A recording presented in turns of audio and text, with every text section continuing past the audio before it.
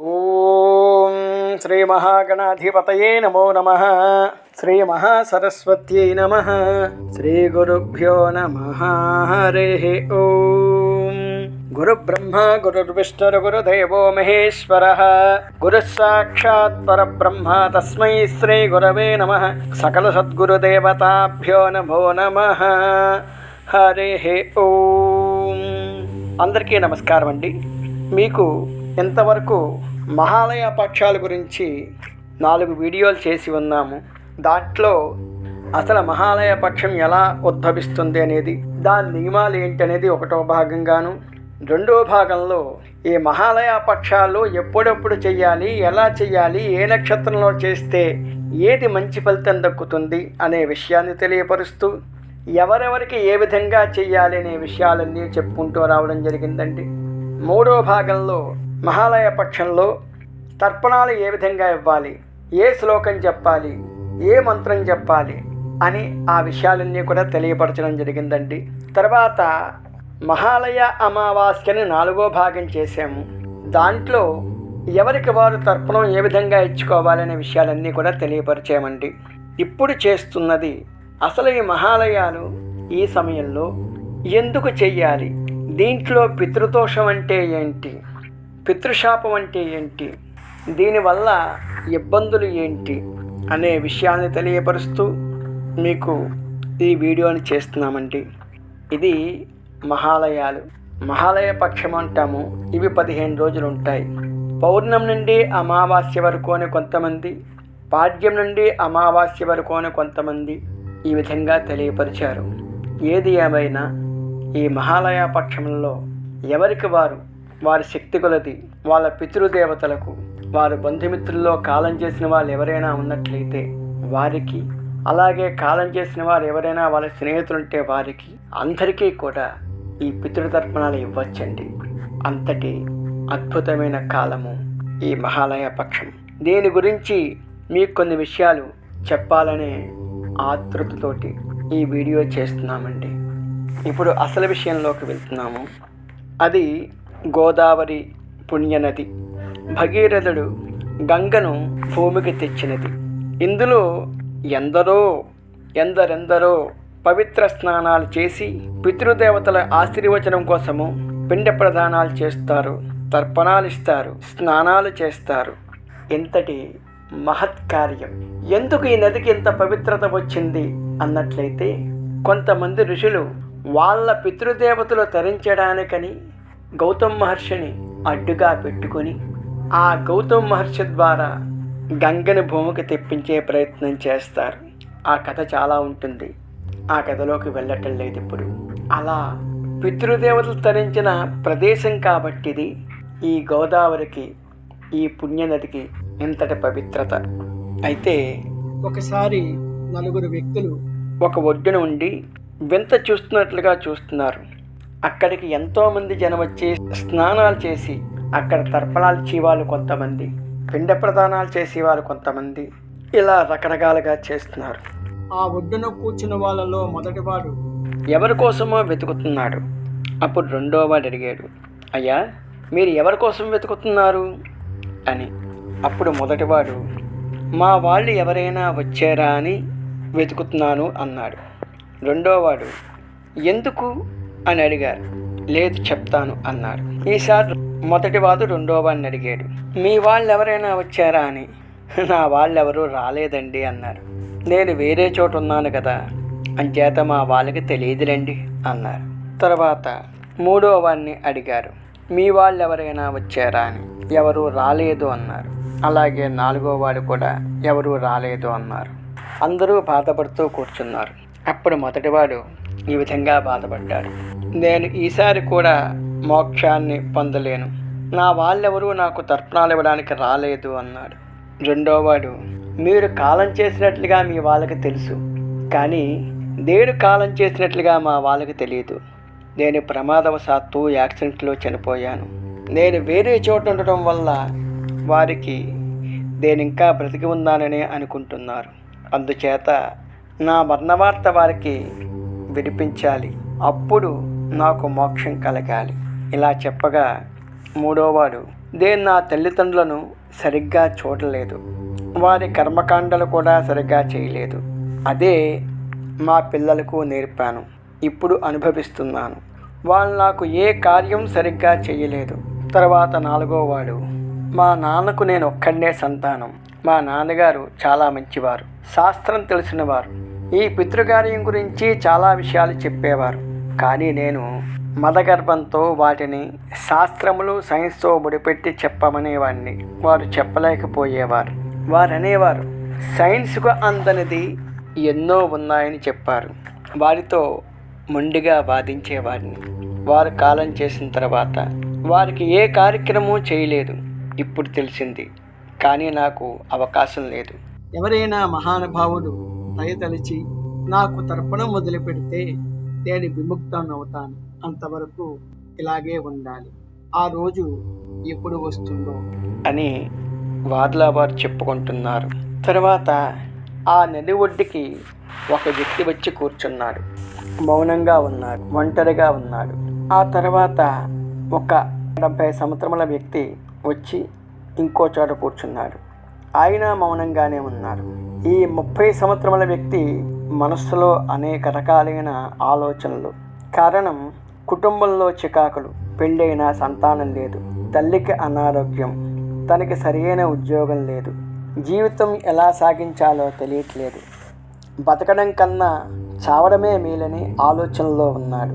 ఈ విధమైన ఆలోచనలో ఎవరిని అడగాలో తెలియదు, ఎవరితో మాట్లాడాలో తెలియదు. ఈ విధంగా ఉండగా 60 సంవత్సరముల వ్యక్తి కూడా ఏదో తెలియని బాధతో ఉన్నాడు. తను వ్యాపారంలో చితికిపోయాడు. పిల్లలు దూరమయ్యారు. కొడుకు యుక్త వయసు రాగానే దూరంగా వెళ్ళిపోయాడు. ఇప్పుడు ఎక్కడున్నాడో, ఎలా ఉన్నాడో, ఏం చేస్తున్నాడో కూడా తెలియదు. తాను ఎందుకు బతుకుందానా అని చెప్పి బాధపడుతున్నాడు. ఇలా ఉండగా ఆ నదీ తీరానికి ఒక ఋషిపుంగవుడు వచ్చాడు. వీరిద్దరూ ఆ ఋషికి నమస్కారం చేశారు. యువకుడు అడుగుతున్నాడు, అయ్యా నమస్కారం, ఏంటి ఇక్కడ ఇంతమంది జనం స్నానం చేస్తున్నారు? ఏవో ఉండలు చుడుతున్నారు, అక్కడ పెడుతున్నారు, నీళ్ళు పోస్తున్నారు, మళ్ళీ కలిపేస్తున్నారు, మళ్ళీ స్నానం చేస్తున్నారు, మళ్ళీ చేతిలో నీళ్ళు తీసుకుంటున్నారు, కింద పోసేస్తున్నారు. వీరు అసలు ఏం చేస్తున్నారు? ఇక్కడ ఏం జరుగుతోంది? పెద్ద ఆయనకి ఈ విషయాలు తెలుసు కాబట్టి ఆయన అవేం మాట్లాడలేదు, మౌనంగానే ఉన్నారు. అప్పుడు ఈ ఋషభంగవుడు, ఏంటి విషయం, నీకేం కావాలి అని చెప్పి అడిగారు.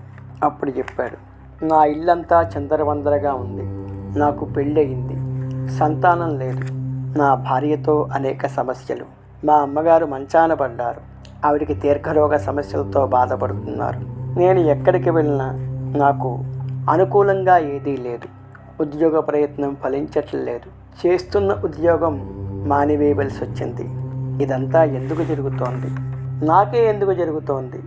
అది మీలాంటి వాళ్ళకి చెప్పుకున్నట్లయితే మంచి సహాయం చేస్తారని నేను ఇక్కడికి వచ్చాను అన్నారు.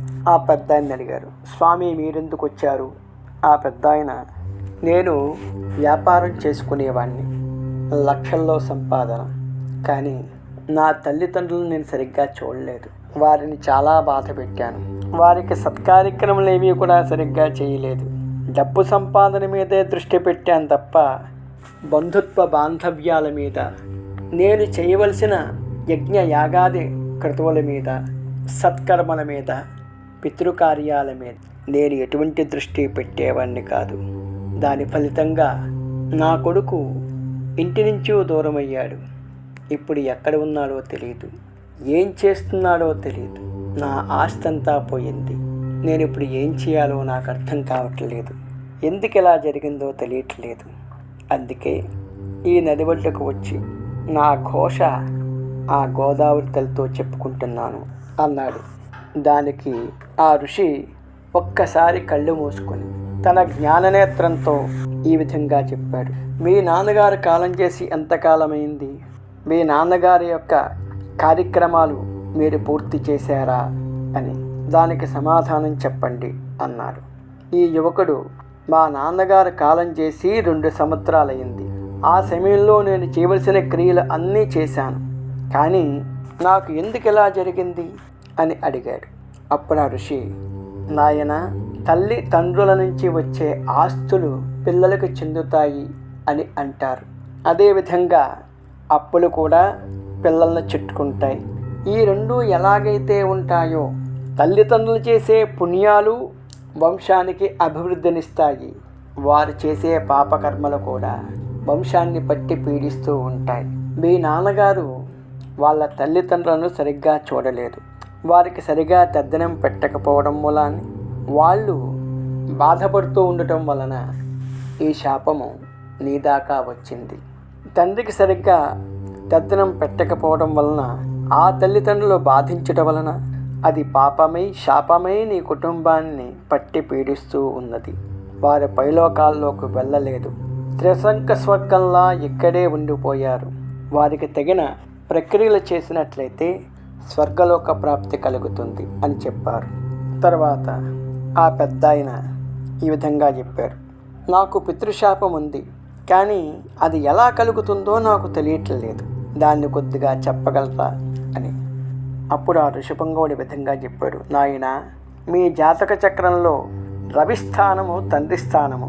ఆ రవి పాపులతో కూడుకున్న లేక పాపుల చేత చూడబడుచున్న రాహుతో కలిసిన 5వ స్థానాధిపతి అయి రాహుతో కూడియున్న గురు రాహువులు కలిసిన ఇలా ఉన్న చోట్ల పితృశాపం ఉంటుంది. 5వ స్థానము పుత్రస్థానము, 9వ స్థానము తండ్రి స్థానము.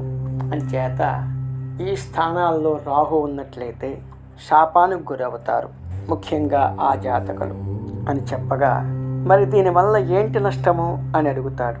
దాని వలన సంతానం నష్టం కలుగుతుంది. ఒకవేళ సంతానం కలిగిన తల్లిదండ్రుల మాటలు వినరు, వారి ఇష్టం వచ్చేట్లు ప్రవర్తిస్తూ ఉంటారు. అంతేకాకుండా భార్యాభర్తల మధ్య అన్యోన్యత తగ్గుతుంది. తర్వాత వ్యాపారంలో చికాకులు వస్తాయి. ఏ పని ప్రారంభించినా అది మధ్యలో ఆగిపోతూ ఉంటుంది. దరిద్రం వెంటాడుతూ ఉంటుంది.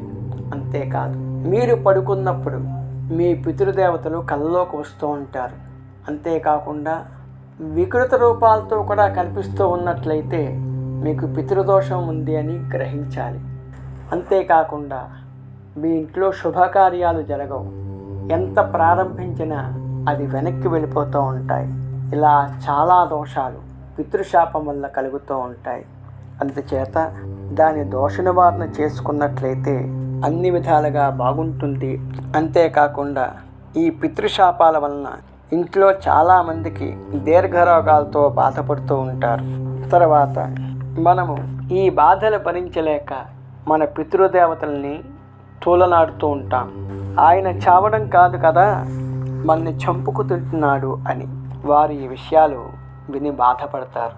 కారణం, వారు బ్రతికి ఉన్నప్పుడు అహంకారంతో ప్రవర్తించడం వల్ల కానీ, లేదా పెద్దల మాట వినకపోవడం వల్ల కానీ, లేదా మన సనాతన ధర్మ ఆచార వ్యవహారాలను గ్రహించలేకపోవడం కానీ, ఇటువంటి వాటి వల్ల వారు శాపగ్రస్తులుగా మిగిలిపోయారు.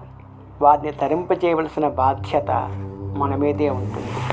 వారు ఆనందంగా స్వర్గలోకానికి వెళ్ళినట్లయితే మన వంశం అభివృద్ధి చెందుతుంది, మన జీవితాలు బాగుంటాయి అని చెప్పగా, మళ్ళీ ఈ పెద్ద ఆయన అడుగుతారు, దీనికి పరిష్కార మార్గం ఎలాగా?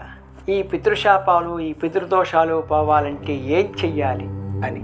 అప్పుడు ఋషీశ్వరులు మళ్ళా చెప్తారు, మీ ఇంట్లో ప్రతి సంవత్సరము కూడా తండ్రి గారైతే తండ్రి గారు, తల్లి అయితే తల్లి గారు, వాళ్ళ తిథులు వచ్చినప్పుడు వారికి ఆ తెద్దినాలు పెట్టాలి.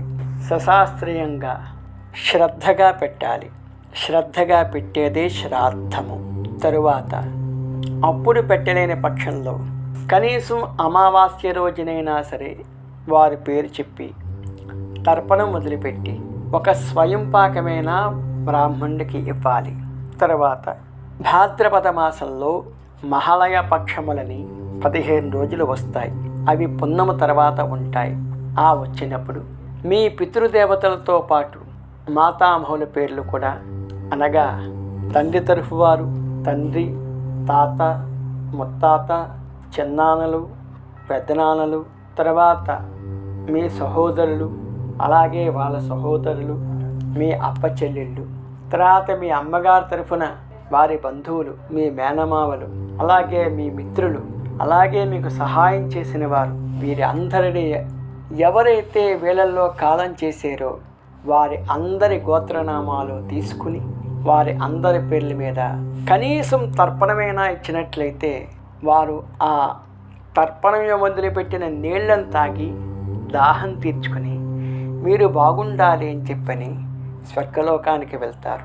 అలా చేయనప్పుడు వారు చూసి ఈ సంవత్సరం కూడా మాకు మోక్షాన్ని కలగలేదని చెప్పి బాధపడి వెళ్ళిపోతారు.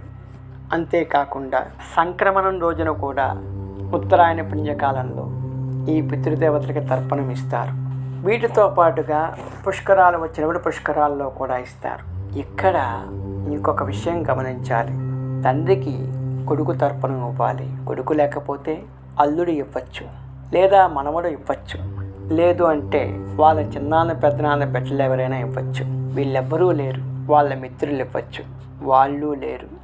ఆ ఇంటి పురోహితుడు వీళ్ళ అందరి పేరు మీద తర్పణం ఇవ్వగల సమర్థత అధికారం ఆయనకుంటుంది.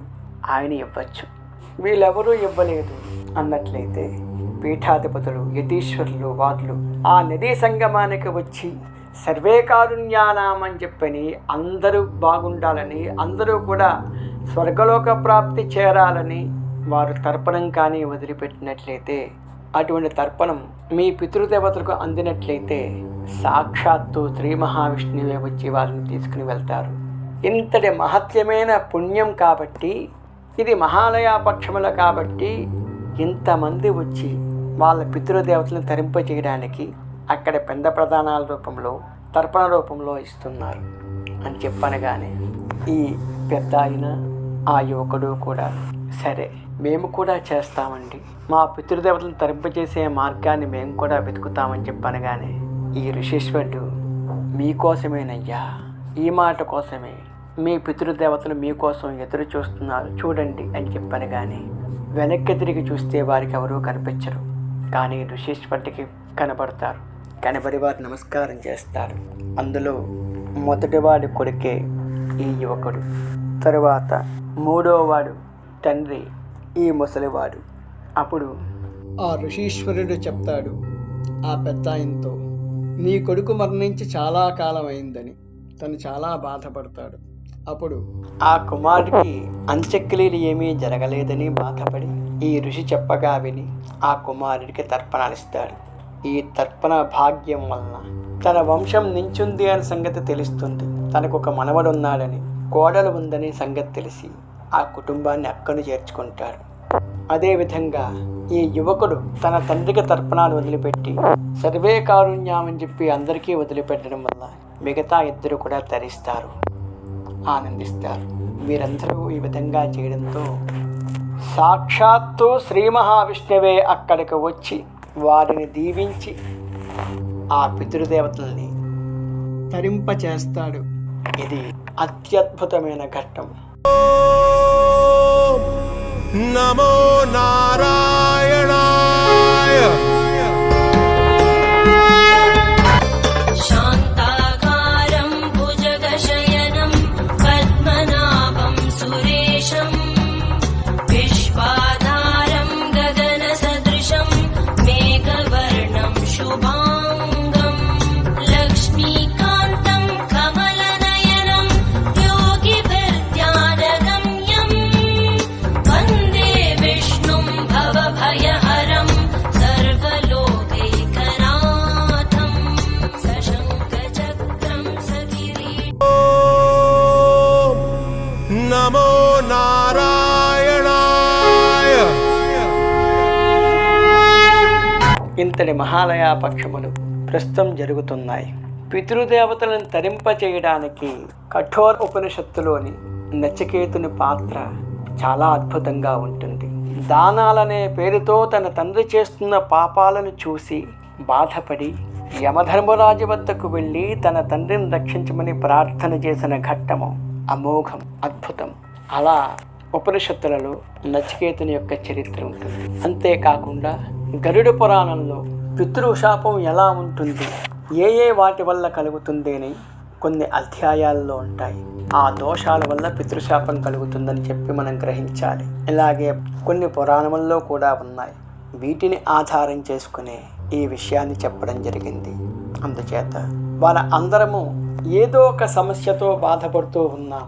అది ఉద్యోగం కావచ్చు, వ్యాపారం కావచ్చు, సంతానం లేకపోవడం కావచ్చు, సంతానం ఉన్న పిల్లలు సరిగ్గా ఉండకపోవడం కావచ్చు, అన్యమతస్థులతో కలిసి తిరగడం కావచ్చు, అనగా వివాహాలు.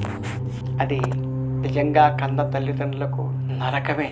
పిల్లల్ని వదులుకోలేక, సంఘంలో గౌరవంగా బ్రతకలేక చాలా ఇబ్బందులు పడుతూ ఉంటారు.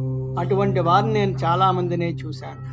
వీటికి ప్రత్యక్షంగా ఇది అని చెప్పలేం, కానీ పరోక్షంగా పితృదోషం ఉంటుంది. అందుచేత అటువంటి దోషాలు ఉన్నవారు మీ కుటుంబాన్ని కాపాడుకోవాలని, మీకు మంచి జరగాలని, మీ శ్రేయోభిలాషి మేము గత 5-6 సంవత్సరముల బట్టి ఒక ప్రక్రియ మొదలుపెట్టాము. అదే మహాలయ పక్షముల్లో అమావాస్య ముందర చతుర్దశి నాడు కొంతమందివి వారి గోత్రము, వారి పేర్లు తీసుకుని నేను పిఠాపురం పాతగయ్యలో కానీ లేదా రాజమండ్రి కోట్లింగాల రేవు దగ్గర ఉన్న నది ఒడ్డున కానీ వీరి అందరి తరపున గత 5-6 సంవత్సరముల బట్టి చేస్తున్నాము. అందుచేత మీకు చేసుకునే అవకాశం లేనప్పుడు మీరు మాకు తెలియపరిచినట్లయితే దానికి యథోధికంగా పారితోషికం తీసుకుంటాము. అక్కడ మీ పితృదేవతల పేరు మీద అవి ఖర్చు పెట్టడం జరుగుతుంది. మీకు ఎవరికైనా అవకాశం లేకపోతే, తర్పణాలు వదిలిపెట్టే అవకాశం లేకపోతే, మీరు మీ పురోహితులకు దూరంగా ఉన్నట్లయితే, వారు రాలేని పక్షంలో అయితే మాకు తెలియపరచండి. మేము మీ గోత్రనామాలు తీసుకుని అక్కడ చేస్తాము. ఇది మా సేవలో ఒక భాగము. ఇది నా కుటుంబం. నా వాళ్ళందరూ బాగుండాలి. నా వాళ్ళందరూ బాగుంటేనే నేను బాగుంటాను. ఈ విషయాన్ని మీకు తెలియపరచాలి అనుకున్నాను. విషయం మాత్రమే గమనించండి. నా పేరు శ్రీనివాస్ శర్మ. నేను పురోహితుణ్ణి. నా ఫోన్ నెంబరు 9850777984. మరి యొక్క నంబరు 6304720012. ఇది శ్రీ గాయత్రి వైదిక స్మార్త ఆధ్యాత్మిక సేవాలయం తరఫున ఇటువంటి పూజా కార్యక్రమాలు, శుభకార్యాలన్నీ చేస్తున్నామండి. తర్వాత మా గురుదేవుల ఆజ్ఞ ప్రకారము, మా బంధుమిత్రుల సహకారంతో మేము ఒక యూట్యూబ్ ఛానల్ ఏర్పాటు చేసామండి. అదే SGVSA సేవా నిలయము. ఇందులో ఇటువంటి ఎన్నో పూజా కార్యక్రమాలు తెలియపరుస్తున్నాము. యతీశ్వరుల చరిత్రలు తెలియపరుస్తున్నాము. కొన్ని దేవాలయ యొక్క చరిత్రలు తెలియపరుస్తున్నాము. ఇలాగే చాలా విషయాలు తెలియపరుస్తున్నామండి. ప్రస్తుతం అయితే బూర్లె రంగన్న బాబు గారి యొక్క దివ్య లీలామృతాన్ని తెలియపరుస్తున్నామండి. ఇంతవరకు 3 భాగాలు అయ్యాయి. 4వ భాగము త్వరలోనే మీ ముందు ఉంచే ప్రయత్నం చేస్తామండి. అందుచేత ఇటువంటి విషయాల మీద ఆసక్తి ఉన్నవారు లైక్ చేయండి, షేర్ చేయండి, సబ్స్క్రైబ్ చేయండి. ధన్యవాదాలు. స్వస్తి.